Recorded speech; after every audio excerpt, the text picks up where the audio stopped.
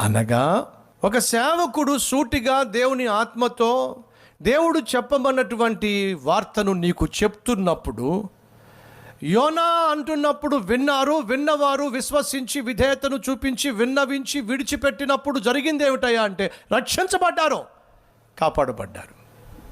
నహూమో ప్రకటిస్తున్నప్పుడు విన్నారో కానీ విర్రవీగారో, ఫలితము విరిచివేయబడ్డారో. ఈరోజు నీ ఇష్టం. యోనా ప్రకటించినప్పుడు నినివే పట్టణస్థులు విని విశ్వసించి విధేయత చూపించి రక్షించబడినట్టుగా ఈరోజు నువ్వు రక్షించబడతావో, నహూము ప్రకటన చేస్తున్నప్పుడు విని కూడా విధేయత చూపించకుండా విశ్వసించకుండా విర్రవీగి అంటే విరిచివేయబడతావో అది నీ చేతిలో ఉంది. ప్రియ సహోదరుడా, సహోదరి, కొట్టుకుపోకుండా సమాధి కాకుండా నీ జీవితం కొనసాగాలి అంటే ఒకే ఒక్క సూత్రం ఏమిటి?